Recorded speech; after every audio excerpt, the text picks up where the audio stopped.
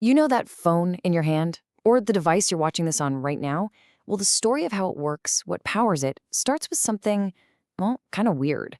It starts with a dead frog's leg. So how on earth did a bizarre little twitch in an 18th century lab give birth to the battery in your pocket? Let's get into it. It really sounds like something out of a storybook, doesn't it? A biological accident somehow leading to this super sophisticated power source that runs our modern lives.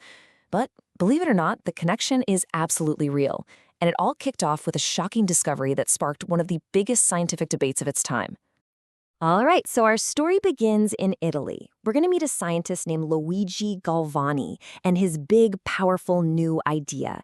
He called it animal electricity, and it was an idea that was both totally brilliant and, as it turns out, brilliantly wrong.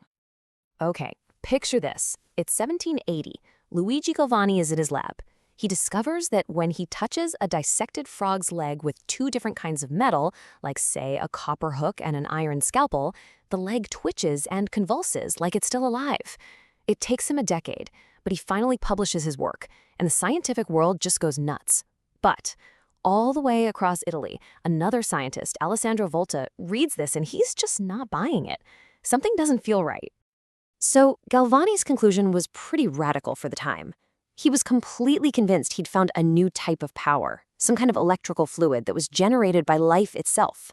So in his mind, the frog wasn't just reacting to a shock. No, the frog was the battery. The metals, they were just little connectors, completing a circuit that was already inside the animal. This one idea was about to start a huge intellectual showdown. And just like that, the battle lines were drawn. On one side, you've got Galvani, who's all in on animal electricity. And on the other side, you've got Volta, who suspects the real answer has nothing to do with biology at all, and everything to do with chemistry. And here he is, Alessandro Volta. Now, he was already a famous physicist, and his gut was telling him that the frog wasn't the star of the show here. He had a totally different idea. What if the twitch wasn't caused by the animal, but by the simple contact of two different metals? Okay, so let's break it down. The core of their argument was really simple. For Galvani, the power source was the living tissue. For Volta, it was a chemical reaction happening between the two metals. Here's the most important part. To Galvani, the frog was the battery. But to Volta, the frog was just a very sensitive instrument, basically a detector that twitched whenever electricity passed through it. Now, Volta just had to prove his theory was the right one. So, to settle this thing once and for all, Volta set out to create electricity without using any biological stuff. The result was an invention that would not only prove him right, but would go on to literally power the entire future: the world's very first battery. So in 1799, Volta shows everyone his brilliant counter-argument. His whole goal was to directly challenge Galvani's theory by building a device made of completely non-living parts. I mean, if he could get a steady, continuous stream of electricity from this machine, his case against animal electricity would be pretty much undeniable. And this is how he did it. It's so simple, it's beautiful.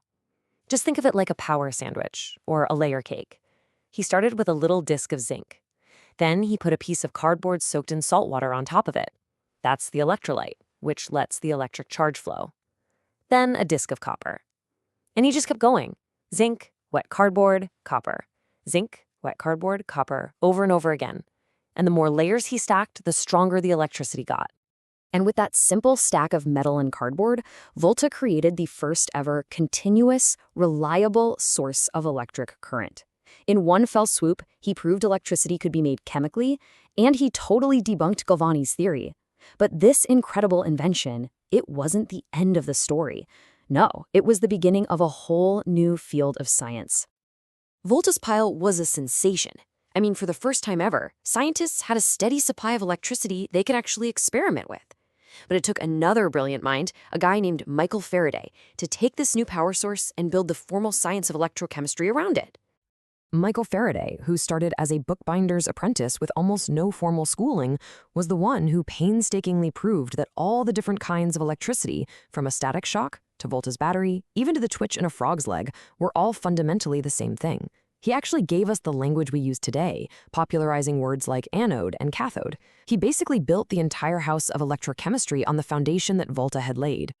So what exactly is this field that they created? Well, Electrochemistry is kind of a two-way street. On one hand, it's the science of how chemical reactions can create electricity. That's your phone battery right there. And on the other hand, it's the science of using electricity to force chemical reactions to happen that wouldn't normally happen on their own. Now, that might sound a little abstract, but I promise you, its impact is super concrete, and it is everywhere. Okay, so how does this 200-year-old science actually affect our lives today? Well, to put it simply, the principles they figured out during that great frog debate, they're running the modern world as we speak. It's used to make essential materials like aluminum and chlorine. It powers our entire world, with batteries in everything from electric cars to our smartphones. It's a massive part of creating greener tech, like fuel cells. And now for the final incredible twist in this story. It turns out Galvani wasn't totally wrong after all. While the frog itself wasn't the battery, the way signals travel through our own nervous system, yep, that's an electrochemical process. And there you have it, a direct line from one curious twitch in a lab 2 centuries ago, all the way to the electrochemical signals firing between the neurons in your own brain as you're processing this very sentence. The science that was born from that whole frog debate isn't just in your phone, it's literally in you. From a tiny twitch to global power. It really makes you wonder, doesn't it? What seemingly small, insignificant observation happening in a lab somewhere today holds the key to the next technology that's going to change the world. Thanks for watching.